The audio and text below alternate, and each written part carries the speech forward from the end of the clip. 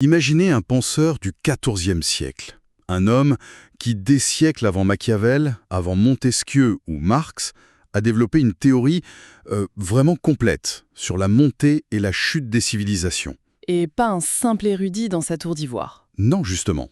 Un politicien, un diplomate, un ministre, il a même fait de la prison. Et toute cette vie assez tumultueuse, on sent qu'elle a directement nourri son œuvre. Cet homme, c'est Ibn Khaldoun. Et ce qui est fascinant, c'est qu'on a accès à sa pensée brute.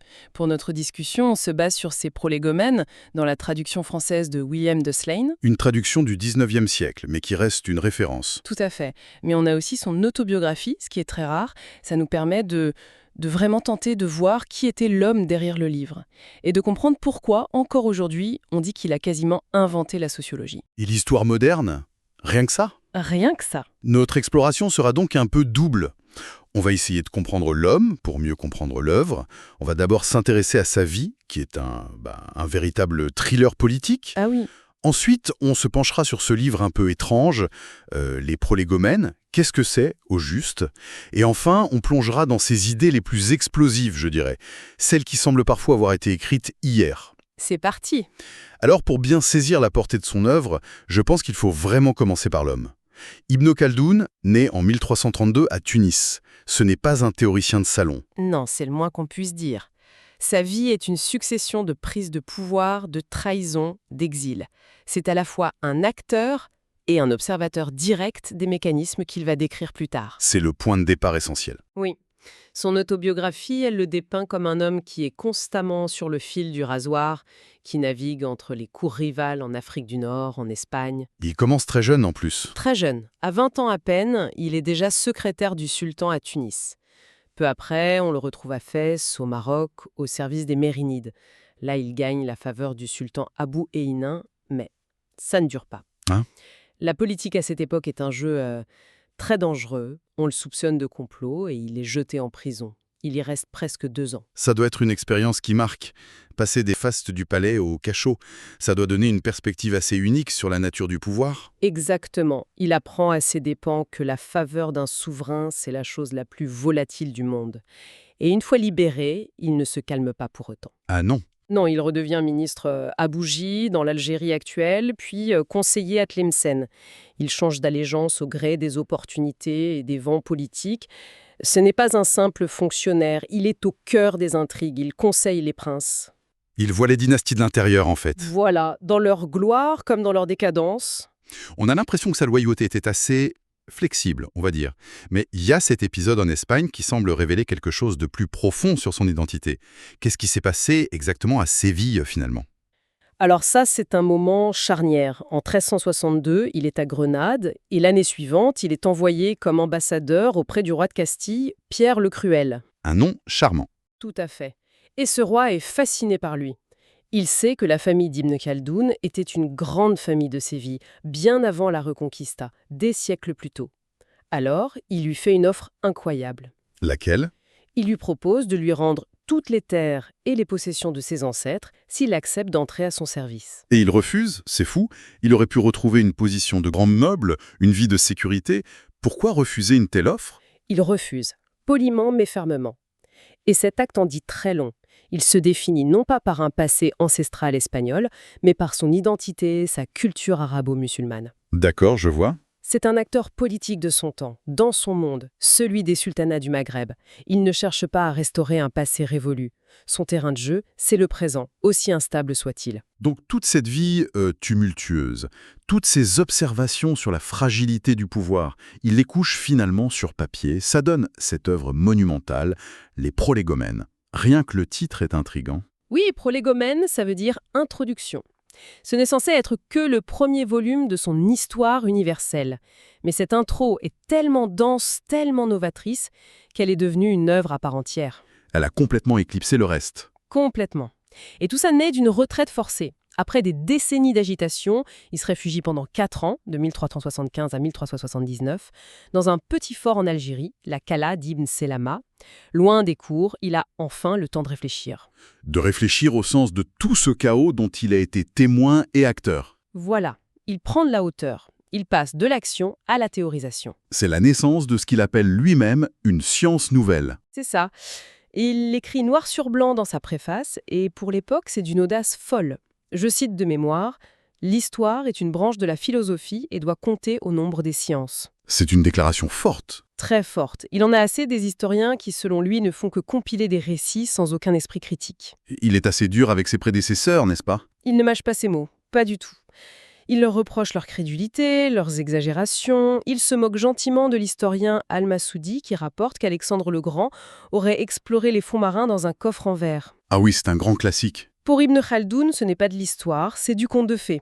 Il dit qu'un historien qui rapporte ça sans le questionner n'est qu'un simple copiste. Son but, ce n'est pas de savoir ce qui s'est passé, mais de comprendre pourquoi et comment. C'est ça, il cherche les lois cachées qui gouvernent les sociétés humaines. Et pour découvrir ces lois, il propose une méthode, une grille d'analyse systématique. Comment son livre est-il structuré? Il divise son analyse en 6 grandes sections. C'est une véritable anatomie du corps social. La première traite de la civilisation en général, de la géographie humaine. D'accord. La deuxième, de la société nomade, la vie bédouine. La troisième, qui est centrale, porte sur les dynasties, la royauté, l'État. Le cœur de sa réflexion, j'imagine. Absolument. La quatrième s'intéresse à la vie sédentaire, aux villes. La cinquième, aux moyens de subsistance, donc à l'économie. Et la sixième, aux sciences et à l'enseignement. Cette structure est déjà une révolution en soi.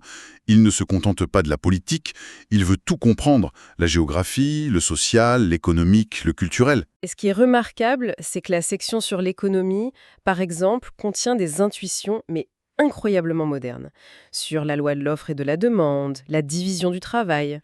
Ou le rôle de l'État et de la taxation. Oui. Il observe déjà que des impôts trop lourds finissent par décourager la production. Et donc par tuer l'activité économique et au final diminuer les revenus de l'État. C'est la courbe de l'affaire 6 siècles avant l'heure. C'est stupéfiant, oui. C'est stupéfiant. Plongeons justement au cœur de ces idées. Quel est le concept central qui articule toute sa pensée?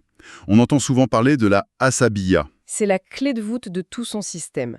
La asabiya, c'est un terme difficile à traduire. On dit souvent esprit de corps, mais c'est un peu réducteur. C'est plus que ça. Oui. C'est une forme de cohésion sociale, de solidarité de groupe, mais très intense, un sentiment d'appartenance viscérale qui unit les membres d'une tribu. C'est le ciment qui leur permet de survivre, de se défendre et, surtout, de conquérir le pouvoir. Donc pour lui, aucun empire, aucune dynastie ne peut naître sans ça. Jamais. Il faut une puissante assabilia à l'origine. Il oppose donc les groupes qui ont cette force, cet esprit de corps, à ceux qui l'ont perdu. Exactement. Et cette opposition, elle se matérialise dans la grande dynamique de l'histoire qu'il observe. La tension entre la vie nomade, qu'il appelle Badawa, et la vie sédentaire, Hadara. D'accord. Pour lui, les nomades, les gens du désert ou de la campagne, ils possèdent une asabiya pure, dure. Ils sont courageux, endurants, unis, parce que la survie l'exige. Et à l'inverse, les citadins. Les citadins, habitués au luxe, à la sécurité, protégés par les lois et les murailles, perdent cette force. Ils deviennent plus individualistes, plus mous. Il a cette phrase terrible « Les gens de la campagne sont plus braves que ceux des villes ». Et c'est cette dynamique qui alimente sa fameuse théorie cyclique des dynasties. Ce n'est pas une force statique, ça évolue. Précisément, c'est un cycle quasi biologique qu'il décrit. Il se répète inlassablement. Alors, voyons ça. La première phase... Premièrement, l'assaut.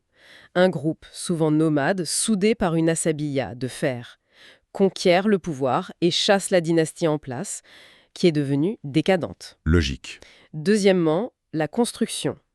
Le chef du groupe devient un monarque. Il s'appuie encore sur son clan, mais il commence à construire une administration, à lever des impôts, à s'éloigner un peu de ses bases tribales pour asseoir un pouvoir personnel. C'est le début de la fin, en quelque sorte. La sédentarisation qui corrompt la force originelle.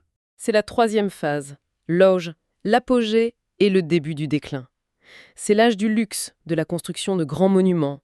Les descendants du conquérant naissent dans les palais, pas dans le désert. Ils n'ont jamais connu les privations? Voilà, la asabiya s'effrite. Elle est remplacée par le confort, la soumission. Comme il l'écrit, une tribu qui se livre aux jouissances du luxe se crée des obstacles qui l'empêcheront de fonder un empire. La solidarité est remplacée par la recherche du plaisir individuel. Ce qui mène inévitablement à la quatrième et dernière étape. La désintégration. Après quelques générations, il avance même le chiffre de 4 générations pour qu'une lignée de noblesse perde toute sa vigueur. 4 générations, c'est précis. Oui. Et après ça, la dynastie est totalement amollie, souvent corrompue, endettée. Elle n'a plus aucune assabiya. Elle devient une proie facile pour un nouveau groupe de nomades, plein de vigueur, qui déferle. Et le cycle recommence. C'est pour ça qu'il a cette formule incroyable. Les empires, ainsi que les hommes, ont leur vie propre. C'est exactement ça. Ils naissent, grandissent, atteignent la maturité, puis la sénilité et la mort. Mais est-ce que cette vision n'est pas un peu déterministe, voire fataliste? Est-ce qu'il laisse une place à l'action d'un individu, au grand homme qui pourrait briser le cycle? Ou est-ce que pour lui, les sociétés sont condamnées à répéter l'histoire éternellement? C'est une excellente question. Il est sans doute plus déterministe que la pensée moderne. Il croit vraiment à ces lois sociales, presque physiques. Il va même jusqu'à analyser l'influence du climat, de l'alimentation sur le caractère des peuples. Ah oui, Oui, il note, par exemple, que les peuples des climats chauds et des terres arides sont souvent plus forts, physiquement et moralement, parce que la dureté des conditions forge le caractère. tandis que l'abondance ramollit. Voilà. Cependant, il reconnaît le rôle du chef ou de la religion qui peut renforcer la sabilla, mais il semble penser que sur le long terme, la tendance au déclin lié au luxe est quasi inéluctable. Revenons à ces idées économiques, on a parlé des impôts, mais sa pensée va plus loin. Beaucoup plus loin. Il développe ce qu'on pourrait appeler une théorie de la valeur travail. Il explique que la richesse d'une nation, ce n'est pas l'or qu'elle accumule, mais c'est le travail humain. Le travail qui crée la valeur. C'est le travail qui transforme les matières premières que leur donne de la valeur. Il comprend aussi le rôle crucial de la spécialisation. Bien avant Adam Smith, il décrit comment, dans une ville, la coopération entre les différents métiers, le charpentier, le forgeron, le tisserand, permet de produire bien plus que si chacun essayait de tout faire soi-même. C'est exactement ça, la division du travail. Attendez, donc il ne dit pas seulement que le luxe corrompt l'esprit guerrier, ce qui est une idée assez classique, il analyse l'économo comme un système en soi avec ses propres lois. Précisément. Et c'est ça qui fait de lui un précurseur. Il relie l'économique, le social et le politique. Pour lui, à la fin du cycle, le souverain, pour maintenir son train de vie luxueux, est obligé d'augmenter les impôts. Ce qui étouffe l'économie. Cette pression fiscale étouffe les artisans, les marchands, qui produisent moins. La production baisse, donc les revenus de l'État finissent par chuter, malgré des taux d'imposition plus élevés. C'est un cercle vicieux économique qui accompagne et accélère le déclin social. Il a tout lié. Tout est lié. Si on fait le bilan, qu'est-ce qu'on retient? Ibn Khaldoun, ce n'est pas juste un chroniqueur intelligent. C'est un penseur systémique. Un vrai théoricien du social et du politique. Et sa vie a été son laboratoire. Ses concepts, esprit de corps, le cycle des dynasties, ça offre une grille de lecture puissante. Pas seulement pour le Maghreb du XIVe siècle, mais pour penser la dynamique du pouvoir en général. Et le plus incroyable, c'est que l'histoire lui a offert une scène finale. Une rencontre. Presque trop parfaite pour être vraie. C'est l'épisode avec Tamerlan. Une image incroyable. L'historien face à l'histoire en marche. Qu'est-ce qu'ils ont bien pu se dire? On peut l'imaginer.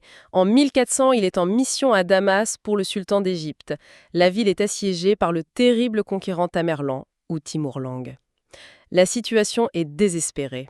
Et là, que fait-il? Ibn Khaldoun, qui a alors près de 70 ans, décide de rencontrer l'assiégeant. Il se fait descendre des remparts dans un panier. Dans un panier? Oui, comme un prophète biblique, pour s'entretenir avec lui. Et ces entretiens vont durer plus d'1 mois. Tamerlan est fasciné par ce vieil érudit et lui demande de lui décrire en détail le Maghreb, ses routes, ses dynasties, ses faiblesses. Il est en train de lui donner les clés de son propre monde? Oui, mais au-delà de ça, on peut se poser une question. En observant cet homme Tamerlan, qui incarnait la force conquérante brute, l'assabiya nomade à son paroxysme. La volonté de puissance à l'état pur. Voilà. Est-ce qu'Ibn Khaldoun a vu la confirmation ultime et vivante de toutes ces théories? A-t-il eu le sentiment non plus de lire l'histoire, mais de la regarder droit dans les yeux, de voir se dérouler en temps réel le mécanisme même qu'il avait passé sa vie à essayer de percer?